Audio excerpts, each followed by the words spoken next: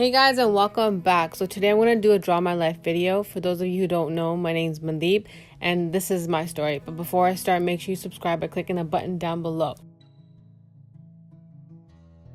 On May 11th, 1991, I was born in Brampton at the Peel Memorial Hospital. And here I am, the little present being dropped by the birdie, the cute little bird. Yeah, okay.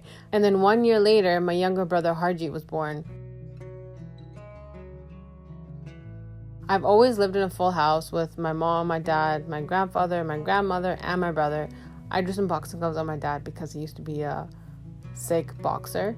So he's so proud of that, and I'm so proud of that, and I love boxing. So yeah, he has boxing gloves in this picture. Yay. So I was a pretty weird kid. Like, I like to eat rocks from the side of my house, but apparently that's normal for people that are low in iron. They like to eat rocks. It's a thing, okay, I swear. So when I was in kindergarten, I met my best friend Bhavin, who I'm still currently friends with, but my house eventually got sold and I had to move away, and then we lost touch. Looking back now, growing up was very interesting. I guess I could say that I never really seemed to fit in anywhere. I never had a consistent friend or a group of friends. I would make friends and then for some reason they would not want to be friends with me anymore, but I never let that faze me. Instead, I just kept myself busy. During recess, I would always be that one kid that stayed inside and helped the teacher hang up projects, clean the boards, or help her decorate the classroom and all that stuff. I guess I always had a creative eye for things. Even when we had school projects, I would always be that one kid that stained her projects to make it look ancient. And then high school came along. For grade 9, I got into the IB program at Turner Fenton, which is supposed to be for smart people, but to be completely honest, I don't even know why I was there because I was never really into school. And it was mainly only beneficial for people who wanted to go to post-secondary school internationally. But with my mom, that was 100% never going to happen because she never lets me out of her sight. So the only good thing that came out of this time in my life was me realizing my love of playing sports and being a part of school teams. I was on my school lacrosse team and I loved it, and I was actually really good at it. I had a few friends, but it was always kind of weird. I felt like they were always shady or had hidden agendas. So again, I just kept myself busy, but this time instead of with school and projects, it was sports and going to tournaments and attending practices, which was always so much fun. And I got to leave class really early because who likes to sit in class all day? Am I right? After grade 9, I ended up as a normal person and went to a normal high school called HB for grades 10 to 12. By this time, everyone already had their friend circles and stuff. You know how it is. They all have their cliques or whatever. I ran into some of the people I knew from elementary school, but still it was never easy being friends because for some reason I felt like a burden friend for everyone, even though I was honestly the simplest person to get along with. I honestly hated having friends, especially friends that were girls, because I don't know if it's just me, but they would always be so extra and drama-ish, and that's just not my vibe.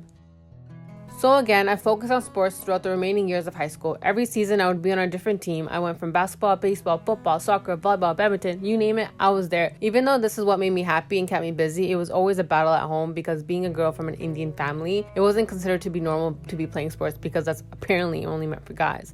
But yes, times have changed now, which is amazing, but those are my times. So no matter what my environment was, I was always battling something or someone. I also started doing bhangra to keep myself busy because I love dancing and it was something that just came to me naturally. So at home, I was dealing with Indian standards and the good old Indian mentality and fighting against it because that wasn't me. And then at school, I was being bullied. I was being called names because of the people I chose to hang out with and because of the way that I looked. Now remember, this was the age where being curvy meant that you were fat and ugly, but it's funny how things have so changed now and everyone wants to, be that way. Okay, I'm not gonna say anything else, but yeah. So when I finally turned 16, I got my grandpa to drive me to my first job interview with Quiznos. I got the job. Now, this was the first time in my life I finally got to call something mine, and it gave me that little bit of freedom I needed from everyone in my life. And then I started working full-time. I know some of you guys are going to be like, wow, because I had school and stuff, but school and academics came to me easy. I mean, I didn't enjoy math, science, or English. I never tried or did homework. It just came to me, so that kind of was just there in the background doing its thing. And then I started working at 2 locations at the same time. So I guess you can just call me the submaster. So I spent the last summer of my high school at summer school to upgrade some of my marks to boost my GPA for this one university I really wanted to get into. I mean, I didn't really have to, but I said to myself, why not? So remember my one friend from kindergarten that I lost touch with when I moved away? So I saw her at summer school and then I came home instantly, took out my class picture and Facebooked her. This was way before Instagram was even a thing. So I messaged her and asked her if she remembered who I was, and she's like, duh. And then we spent the entire summer rekindling our friendship and became the best of friends again. Yay! When it came time to applying for universities, I applied to the furthest ones. I got into Laurentian University, which was about 4 hours away, but my mom wasn't okay with me leaving home. So at this point, I didn't accept any other offers, so I had to take a year off uni. I mean, I can't blame her for loving me so much. I love you, Mom. On January 1st, 2016, my house went up in flames. The fire started in the garage, and our garage is fireproof, so we didn't even know that the front of our house was on fire. That moment was so chaotic and went by instantly, but everyone was safe, but everything we built in the last 12 years was literally gone. We had nothing left. We ran outside in the middle of the snowstorm with no shoes or jackets, and all I saw was everyone on my street just standing there and watching and just recording. No one came to help us or even tell us that our house was on fire, but this one neighbor who lived like 10 houses down was the only one that came to tell us. And all I remember that night is hearing family becomes homeless on New Year's Day on repeat over and over again on the news. So my grandfather usually spent 6 months of a year in India, so he went there, and my brother, mom, dad, and I moved into my aunt's house and legit lived out of one bedroom. These were the longest 9 months of our lives. I was still working at Quiznos full time because no matter what life throws at you, the grind never ever stops. However, life decided to drop an infection on my spine in February, a month after the house fire. So it's true what they say, when it rains, it definitely pours. I got admitted into the hospital and had to be cut open to clean out the infection right away because I couldn't walk, sit, or stand. It took me an entire month of bed rest to heal, and when it was time to walk again, I forgot how to walk and wasn't used to standing anymore. So every time I would stand, I just wanted to throw up. I felt sick to my stomach. So some time went on and my family and I were back in our own home. I started my nursing program finally in uni, and I was still working full time at Quiznos, and I was also dancing for my school dance team. I was also dancing with a different dance group outside of uni as a side hustle, performing at parties, weddings, birthday parties, and stuff like that to make that extra guap.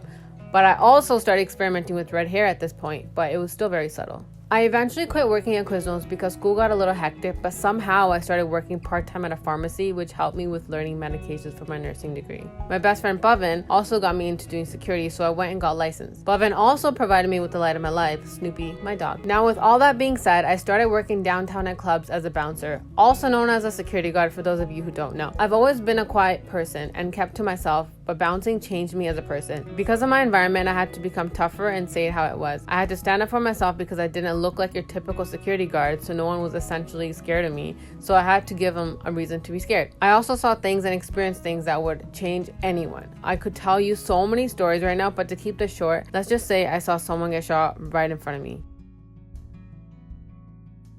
I started to get into baking as a side hobby and used to bring the things I created to work instead of throwing it out because by 3 a.m. everyone was usually really hungry. So one night I got approached by club management and was asked to make cupcakes for a massive cupcakes and champagne event. And of course I said yes, and then Mundheep Makes was born. I got approached by a lot of people to make different cakes that I've never made before, but that's how I self-taught myself by never saying no. A few years of consistent and non-stop hard work passed by, and when I finally quit security, I decided to create a YouTube channel. On November 2015, I uploaded my very first YouTube video. The reason I initially started was because I was doing so much at one time that I wanted to be able to look back one day and see how much I've grown. I was finishing up nursing school, established an amazing cake business, and tackling the things life had to offer all at the same time. One thing that I didn't know was the different paths YouTube was going to take me on. But hey, here I am with almost 100,000 subscribers, so if you're watching this, thank you so much. So moving on, a few years went by and I met Amin through my brother Harji, and we hit it off so well that we got married. Amin is from England, so we decided to move into his home after we got married. Now remember all the years that passed by where I grinded and worked so hard and established an entire life and built myself up through all the struggles to become the person I became? Well, as soon as I got married, I gave up my entire life and moved to England. It was literally like being born again, but now I'm already an adult. I didn't realize how much independence I had built for myself, and I had absolutely no idea that giving it all up would take such a toll on me. As exciting as it was to move and all, I found it very hard to adapt because when you've spent your entire life a certain way and with certain people, it's challenging to start all over again. Nonetheless, every day I still tried to make myself feel like I was at home. A few months after living in England, my mom told me she needed to get eye surgery, so I flew back to take care of her until she fully recovered. However, what also happened was that since I was in England for 6 months straight, which is the legal limit for Canadians if you don't have any other visa, I couldn't go back to England until I had a spouse visa, which was something I should have initially had, but I didn't, but that's another long story. Between all that and within the last 5 months, I got into the worst car accident of my life. And that honestly literally destroyed me mentally, and I'm still trying to fix that.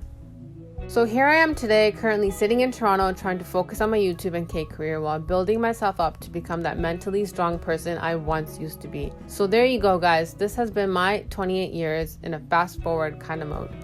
One thing that I've definitely learned is that no matter what you want or do in life, things will usually never ever go according to plan. Life is never a straight line. But what you can take from every experience is a lesson that will help you grow mentally and physically. In the crazy busy life that we live, you have to be the hero of your own story. Work hard and make yourself proud because you have nothing to prove to anyone else. I'll always love you guys. Thank you so much for watching, and I'll see you in the next one.